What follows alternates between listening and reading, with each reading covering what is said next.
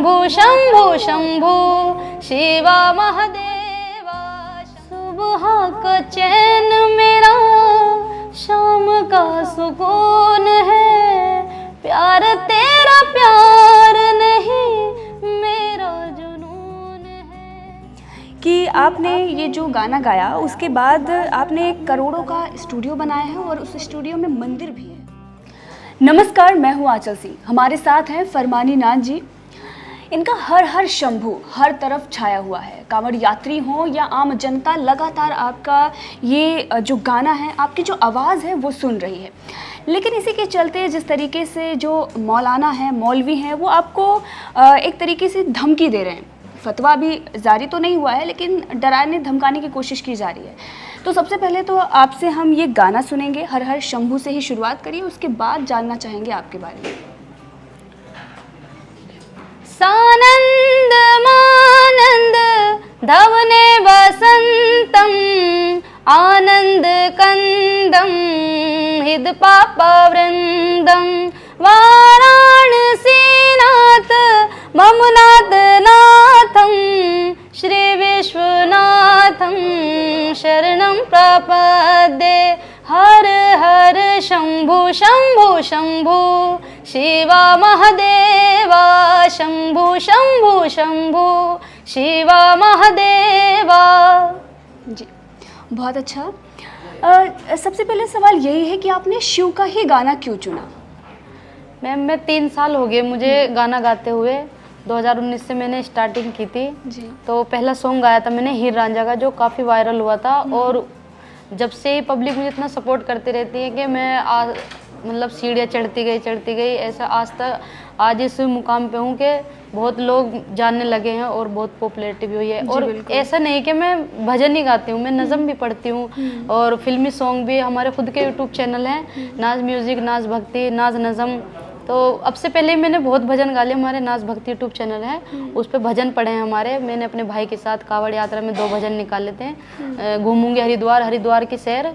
तो ऐसा नहीं कि यही गाना गाया, इससे पहले भी गाया, लेकिन ये फेमस हो गया। जी बिल्कुल जी।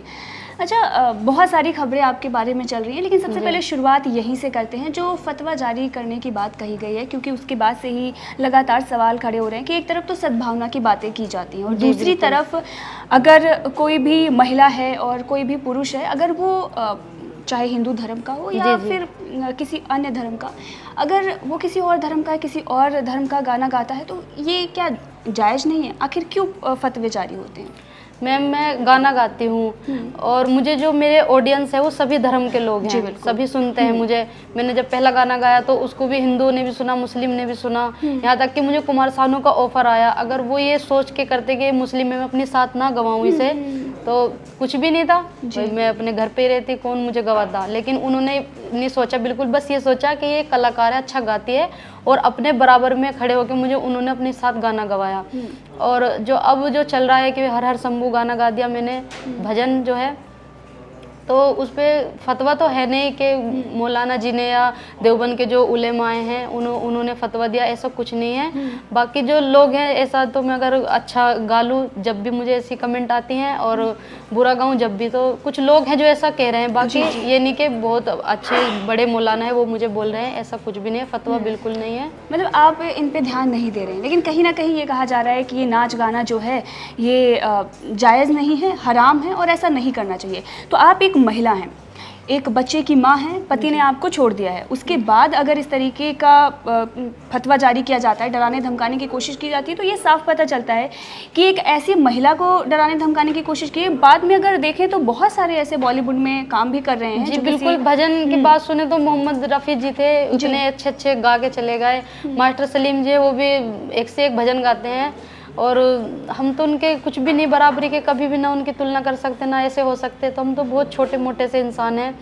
तो देखिए, जो सुनने वाले हैं वो सभी तरह के लोग हैं, और सभी की डिमांड आती है, कमेंट आते हैं कि आप भजन गाओ या आप कव्वाली पढ़ो। तो सभी चीज़ करते हैं, ऐसा नहीं कि मैं भजन ही भजन गाती हूँ। जी। मैं सभी चीज़ गाती तो हूँ। आपको नहीं लगता कि आपके बारे में तो ऐसा कह दिया गया, भले ही जारी ना हो लेकिन कहा गया कि हराम है, लेकिन बाकी जो बॉलीवुड में काम कर रहे हैं उन लोगों के लिए क्यों फतवे जारी नहीं होते? बहुत सारे ऐसे लोग हैं, कपड़ों को लेकर, जैसे नाच गाने को लेकर, किस प्रकार से उनका रहना, चलना बैठना उठना फिरना, उस सब को लेकर आखिर क्यों फतवा जारी नहीं होता? क्या एक महिला को डराने धमकाने की कोशिश हो रही है कि ट्रिपल तलाक का मामला है और बहुत सारे ऐसे मामले हैं वो दब जाएं और ये महिलाएं जो हैं वो समाज में आगे ना बढ़ पाएं, कहीं ना कहीं बेड़ियां डालने की कोशिश की जा रही है? जी, ये तो देखो चलता है, पहले से चल रहा है, लेकिन अब तो फिलहाल बहुत अच्छी सुविधा हो गई है और योगी जी का है कि सभी को सम्मान मिल रहा है, औरतों को बहुत सम्मान मिला है इस सरकार में।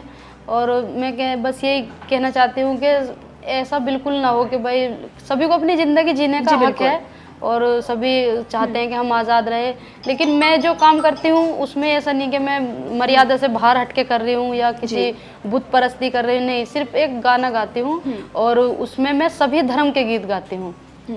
अच्छा, बॉलीवुड के साथ आपने काम किया, जैसे कि आप मुंबई भी गई थी, वहाँ पे रियलिटी शो में आपने भाग लिया, तो क्या रहा, क्या बॉलीवुड आपका समर्थन कर रहा है? जी, मैं इंडियन आइडल गई थी और विशाल दत्तलानी जी जो वहाँ के जजेस हैं उन्होंने खुद मेरा वीडियो पोस्ट करा था।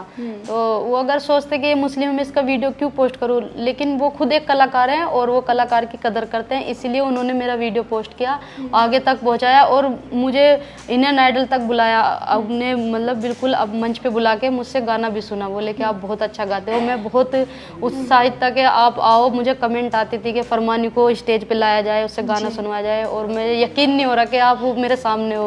अच्छा, देश का माहौल कैसा लगता है आपके नज़रिए से? जी, मुझे सभी अच्छे लगते हैं, माहौल सब अच्छा है। मैं तो ज़्यादा अपने काम पे ध्यान देती हूँ, फोकस अपने स्टूडियो में रह के अपना काम करती हूँ। बाकी जो अफवाहें हैं, जो इतनी तरह की बातें हैं, उन पे हम बिल्कुल ध्यान नहीं दे रहे। अच्छा, आपने स्टूडियो की बात कही तो एक ऐसे ही उड़ती उड़ती खबर आ रही है, हमारे पास भी आ रही है कि आपने ये जो गाना गाया उसके बाद आपने करोड़ों का स्टूडियो बनाया है और उस स्टूडियो में मंदिर भी है, क्या ये बात सच है? जी, मंदिर है, हमने सभी तरह के वे अपने उसमें लगा रखे हैं कि हम किसी इतना वो नहीं करते कि भाई हम मुस्लिम हैं तो वही पर्दा वो लगाएंगे। सभी धर्म के हमारे उसमें लगे हुए हैं और सभी धर्म के उसमें गीत भी गाते हैं अपने स्टूडियो में। हाँ जी, रिकॉर्डिंग करते हैं जो, और हमारी जो टीम है वो सभी मिलती जुलती है, वो उसमें मुस्लिम भी हिंदू भी। जो हमारे राहुल जी हैं वो हिंदू होके हमारे साथ रहते हैं, हमारा साथ देते हैं, गाने गवाते हैं, और जब दूर तक कहीं नहीं था तो उन्होंने हमारा साथ दिया था। और अपने यूट्यूब चैनल पे गवाया था, जो इतना हमें सपोर्ट किया उन्होंने, बाकी और पब्लिक ने इतना सपोर्ट किया। तो ऐसा कुछ भी नहीं है, हम हिंदू मुस्लिम कभी नहीं सोच के वो करते। बॉलीवुड जो हर बात पर ये कहता है, बहुत सारे अपने कलाकार हैं बड़े बड़े, वो कहते हैं कि देश का माहौल ख़राब हो गया है, लेकिन जब आप हिंदू धर्म के गीत गाती हों और आपके खिलाफ इस तरीके की बातें की जाती तो आपको नहीं लगता कि खुलकर उनको समर्थन में आपके आना चाहिए था और ये कहना चाहिए था कि एक महिला है और वो अपने पैरों पर खड़ी होनी चाहती है, अगर उसके खिलाफ इस तरीके की बयानबाजी हो रही है तो ये गलत है? बॉलीवुड से क्या आप ये उम्मीद करती हैं? जी, बिल्कुल करती हूँ। और बाकी तो देखो इतना तो हो नहीं रहा जितना बवंडर उठ गया है कि भाई ऐसा हो रहा है, ऐसा हो रहा है। बाकी बस कुछ ही लोग हैं जो इस तरीके की बातें कर रहे हैं, नहीं तो बहुत मुस्लिम लोग भी हैं जो मुझे सपोर्ट कर रहे हैं, मेरे लिए कह रहे हैं कि नहीं ये अच्छा है, ये कलाकार है, हम सब सुनते हैं। तो इससे ज़्यादा और कुछ नहीं। अच्छा, थोड़ा सा आपके जो पारिवारिक जीवन है उसके बारे में जानना चाहेंगे। मतलब पति से क्या है, आप कभी जान से मारने की धमकी वगैरह भी मिली थी? बहुत सारी ऐसी खबरें चल रही हैं, क्या मामला चलता है? जी, मेरा ससुराल वालों से विवाद चल रहा है, और जब मैं अपने ससुराल में थी तो वो किसी लड़की से बात करते, जब मेरी शादी हुई थी 2-3 महीने बाद मुझे पता लगा कि वो किसी से अफेयर चल रहा है। तो मुझे पता लगा, मैंने उनको रोका, तो खैर कोई नहीं, मैं रह रही थी कि कोई नहीं, माँ बाप ने शादी कर दी, अब तो रहना ही है। फिर मेरे एक बेटा हुआ जो उसके हलक में इतनी प्रॉब्लम थी कि उसको देख के वे और घबरा गए, कहने लगे ये बच्चा कैसा है, ये वो, और तुम अपने घर से लाइयो इसका इलाज के पैसे। उसने मेरा दूध भी नहीं पिया था, तो डॉक्टर ने उसे डिब्बे का दूध बता दिया था कि ये डिब्बे का दूध पिएगा, क्योंकि नाक और मुंह का रास्ता एक था बिल्कुल। तो उसको भी मतलब उन्होंने बिल्कुल कदर नहीं की। तो मुझे बड़ा दुख हुआ था कि अपनी औलाद से ये कैसा व्यवहार करते हैं। चलो मेरी ना करे, अपने बच्चे की तो कर ले। तो बच्चे की भी कदर करनी छोड़ दी उन्होंने बिल्कुल। फिर जब 1.5 महीने का मेरा बच्चा था तो मैं अपने घर पे आ गई, मेरे अब्बू जी ले आए घर पे। तो उन्होंने कोई मेरी खैर खबर नहीं ली, ना कभी पूछा कि क्या है, कैसी है, बच्चा कैसा है, कुछ मतलब किसी भी तरीके की कुछ भी कैसी बात नहीं की। मैंने कहा भी, जो जिम्मेदार थे शादी के लोग और जो उनके गांव के थे, मेरे गांव के, सबसे कहा कि भाई ऐसे ऐसे मेरे हस्बैंड ऐसे करते हैं, तो किसी ने उनको ना समझाया ना कुछ कहा। फिर कुछ दिन तक मैं रही ऐसे ही, फिर जब मैंने देखा कि वो बिल्कुल ही नहीं आते, पता लगा कि उन्होंने तो दूसरी शादी कर ली, तो मैंने उसके लिए फिर वीडियो भी बनाई कि मेरे हस्बैंड ऐसा करते हैं, दूसरी शादी भी कर ली, तो कोई तो मेरा साथ दो, ऐसा कुछ करो। तो मतलब किसी भी प्रकार का कोई आदमी ऐसा निकल के नहीं आया। ये मौलाना जो अभी बातें कर रहे हैं कुछ एक लोग, क्या आपके समर्थन में उस वक्त आए थे? बिल्कुल कोई भी नहीं आया मैम, मैं मौलाना को भी नहीं कह रही हूँ, उसके बारे में कोई आया ही नहीं, किसी ने भी नहीं कहा कि भाई इनका साथ दो, ऐसा करो, ये लड़की परेशान है और कुछ होना चाहिए कि इसके साथ हुआ, आगे किसी और लड़की के साथ ना हो। आप भी देखते होंगे बहुत लड़की परेशान है इस जीवन से, शादीशुदा होकर भी दूसरे लड़कियों से शादी कर लेते हैं, उन्हें दुखी करते हैं, परेशान है, बहुत बहुत लड़की परेशान है। मैं अकेली नहीं हूँ और मेरा आज भी केस चल रहा है, पर उसमें अभी तक कोई कुछ भी नहीं हुआ केस अभी। तो आप ये चाहती हैं कि केस में कुछ जो है वो सुनवाई हो और इस मामले जी को बिल्कुल मैं चाहती हूँ, बिल्कुल, क्योंकि ना तो तलाक हुआ ना फैसला हुआ, कुछ भी किसी भी कार्रवाई नहीं हुई कि उनको हिदायत भी मिले कि आगे से किसी लड़की के साथ ऐसा ना करे, या कुछ ऐसा हो कि सरकार उन्हें कानून ऐसी सजा दे उन्हें कि भाई वे सुधर जाएं। कुछ हुआ ही नहीं मैम। ये ट्रिपल तलाक का कानून बना है, इसको लेकर आपके क्या विचार हैं? मैम मैंने सुना था कि ट्रिपल तलाक चल रहा है, उस पर बहुत कार्रवाई है एकदम। हाँ, मैंने उसका भी केस मुकदमा डाला था कि भाई मेरे हस्बैंड ने मुझे फ़ोन पे तलाक दिया, ऐसे ऐसे कहा, तो उस पर भी कुछ नहीं हुआ, बोले कि 3 साल की सज़ा, कोई सज़ा कुछ नहीं हुआ मैम। तो आप चाहती हैं कि इस मामले में कार्रवाई हो? जी बिल्कुल जी।